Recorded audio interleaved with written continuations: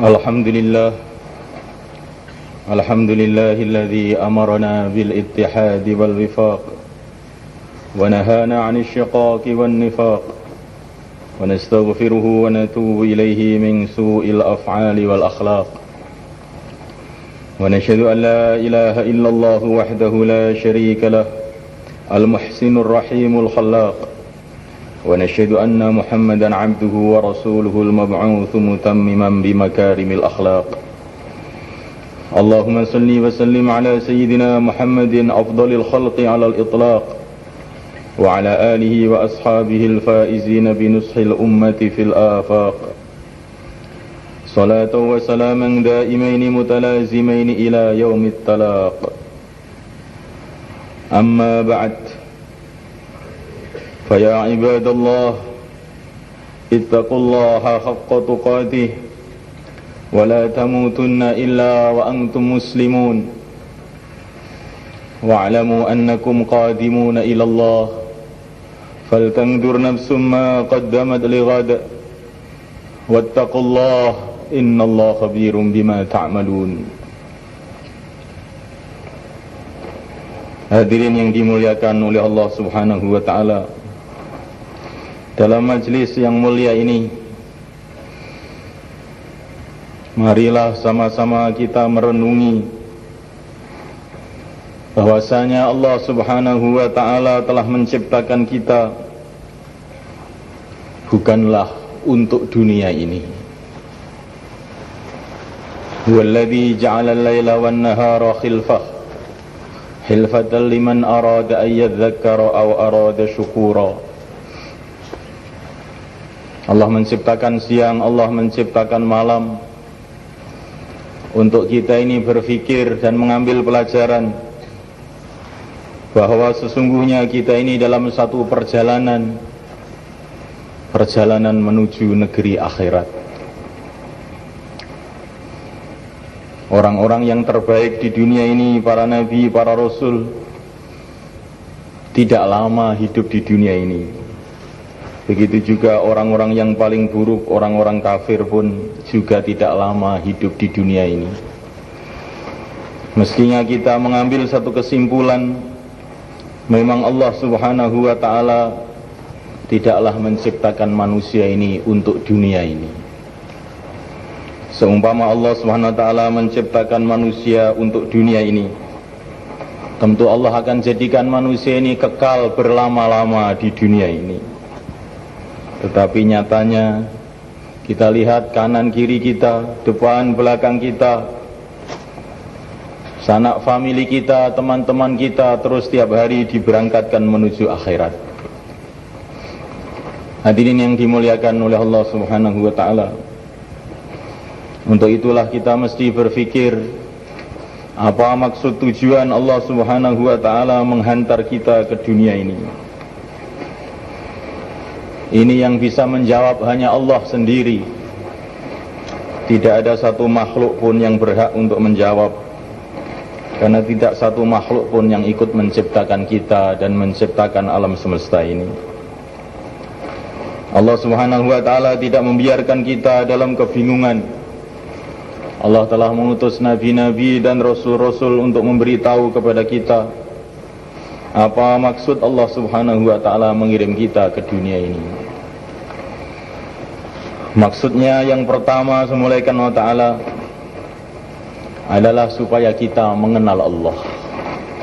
Allahul ladzi khalaqa sab'a samawati wa minal ardi mithlahun yatanazzalul amru bainahun lita'lamu annallaha ala kulli syai'in qadir wa annallaha qad ahata bikulli syai'in ilma. Allah telah menciptakan 7 petala langit, 7 petala bumi.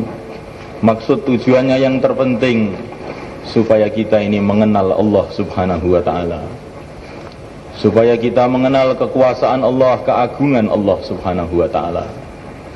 Allah menciptakan matahari, menciptakan bulan, dan menciptakan semua aturan-aturan yang di alam semesta ini. Maksud tujuannya yang terpenting supaya kita mengenal keagungan Allah, kekuasaan Allah. Kemudian mulaikan wa ta'ala setelah kita mengenal keagungan Allah dan kekuasaan Allah, Datanglah tugas yang kedua, wa ma khalaqtul jinna wal insa illa liya'budun. Ma uridu minhum min rizqi wa ma uridu ayyud'imun. Tugas yang kedua setelah mengenal Allah adalah mengadakan hubungan kepada Allah dengan beribadah kepada Allah Subhanahu wa ta'ala. Merengek-rengek kepada Allah, berdoa kepada Allah, bermunajat kepada Allah, berzikir kepada Allah. Kemudian mulaikan Allah Ta'ala datang tugas yang ketiga. Allah Subhanahu Wa Ta'ala bercerita mengenai kehidupan Nabi-Nabi dan Rasul-Rasul alaihi wassalam. Kemudian Allah Subhanahu Wa Ta'ala memerintahkan kita, ulaika alladzina hadahumullah fabihudahum muqtadih. Mereka ini orang-orang yang telah mendapatkan petunjuk dari Allah, ikutilah jalan hidup mereka. Kita ini diperintahkan oleh Allah Subhanahu wa taala untuk mengikuti jalan kehidupan para nabi, para rasul alaihi salatu wassalam. Mulai yang pertama Nabiullah Adam alaihi salatu wassalam sampai yang terakhir baginda Muhammad alaihi salatu wassalam. Ciri khas kehidupan para nabi, para rasul alaihi salatu wassalam semuanya adalah memikirkan umat, memikirkan agama di tempatnya mereka masing-masing. Nabiullah Musa alaihi salatu wassalam usaha agama memikirkan umatnya Bani Israel. Nabiullah Nuh alaihi salatu wassalam siang dan malam memikirkan umatnya, yaitu kaumnya. Inilah tugas kita yang kedua. Allah bercerita mengenai nabi-nabi dan rasul-rasul dalam Al-Quran bukanlah untuk sekedar cerita, tetapi Allah memerintahkan kepada kita supaya mengikuti kehidupan mereka. Bahkan kita diperintah oleh Allah setiap salat untuk berdoa kepada Allah supaya kita ditolong oleh Allah Subhanahu wa taala bisa berjalan pada jalan mereka. Ihdinas siratal mustaqim, siratal ladzina an'amta 'alaihim.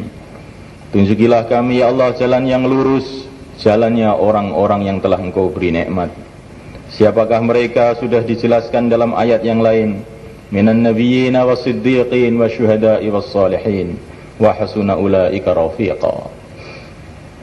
Kehidupan para nabi, para rasul, ciri khasnya adalah siang dan malam mendakwahkan agama. Kehidupan para siddiqin, orang-orang yang betul-betul mantap imannya, yakin kepada Allah secara sempurna. Kehidupan para syuhada, kehidupan orang yang mengorbankan dirinya dan jiwanya untuk agama.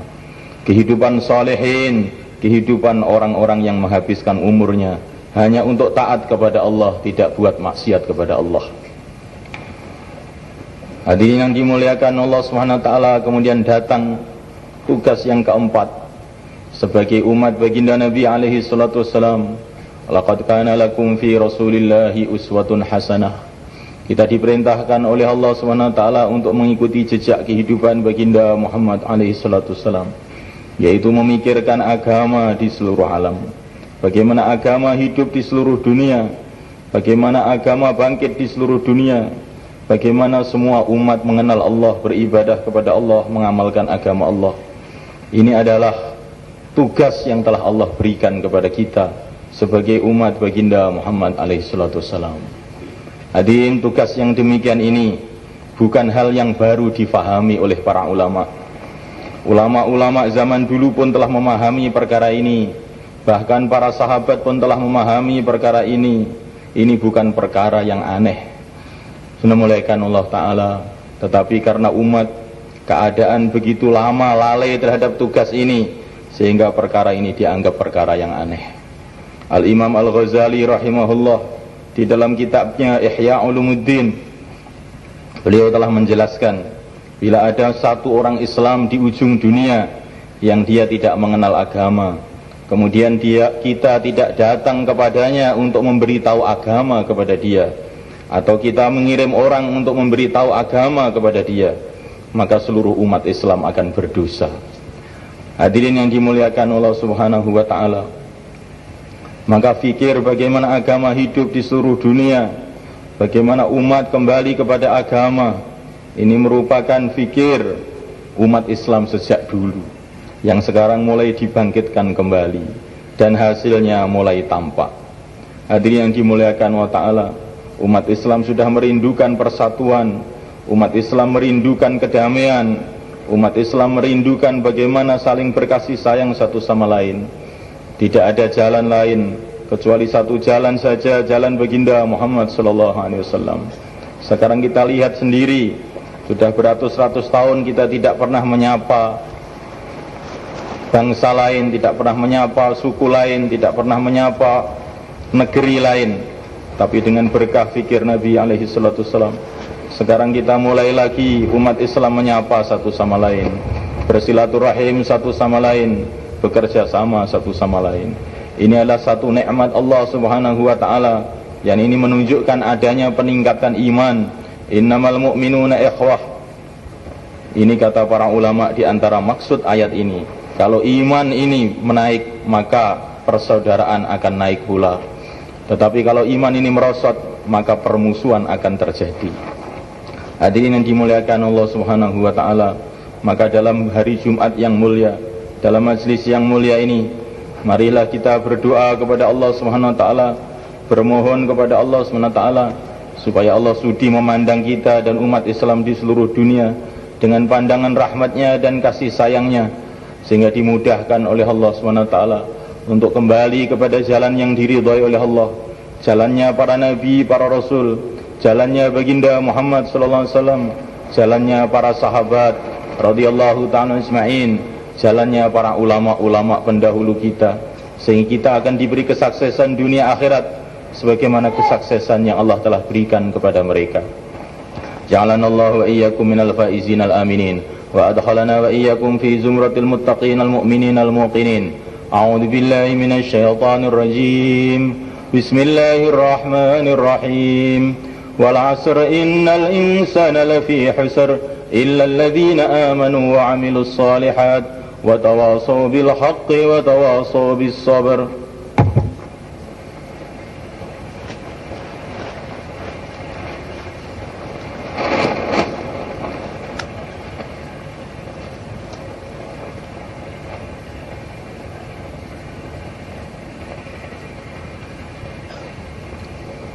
Innal hamdalillah nasta'inuhu wa nastaghfiruhu wa nu'minu bihi wa natawakkalu alayhi wa na'udzu bihi min shururi anfusina wa min sayyiati a'malina. Man yahdihillahu fala mudilla lahu wa man yudlil fala hadiya lahu. Asyhadu an la ilaha illallah wahdahu la syarika lahu wa asyhadu anna sayyidana wa maulana Muhammadan 'abduhu wa rasuluhu. Allahumma salli wa sallim wa barik alayhi wa ala alihi wa ashabihi والتابعين لهم بإحسان إلى يوم الدين. أما بعد، فيا عباد الله اتقوا الله حق تقاته ولا تموتن إلا وأنتم مسلمون. إن الله ملائكته يصلون على النبي يا أيها الذين آمنوا صلوا عليه وسلموا تسليما. اللهم صل وسلم على سيدنا محمد وعلى آل سيدنا محمد وعلى ذرية سيدنا محمد وعلى أتباع سيدنا محمد. وارض اللهم عن خلفائه الأربعة أبي بكر وعمر وعثمان وعلي وسائر أصحاب رسول الله أجمعين، وارحمنا معهم بعفوك وكرمك يا أرحم الراحمين. ربنا اغفر لنا ذنوبنا وإسرافنا في أمرنا وثبت أقدامنا وانصرنا على القوم الكافرين. اللهم إنا نسألك إيمانا كاملا ويقينا صادقا وعلما نافعا وخلقا مستقيما وذرية طيبة ورزقا حلالا واسعا مباركا وشفاء من كل داء. اللهم أقبل بقلوبنا وقلوب هذه الأمة على طاعتك وخذ من ورائنا وورائهم برحمتك. اللهم ألف بين قلوب المسلمين، اللهم وحد صفوفهم، اللهم اجمع كلماتهم على الحق يا أكرم الأكرمين. اللهم ألهمهم الحكمة والإيمان وثبتهم على ملة رسولك محمد صلى الله عليه وسلم، واجعلهم متآلفين متناصرين ميسرين منصورين مقبولين محفوظين على إحياء دينك القويم. وصلى الله وسلم وبارك على سيدنا مولانا وحبيبنا محمد وعلى آله وأصحابه أجمعين. الحمد لله رب العالمين.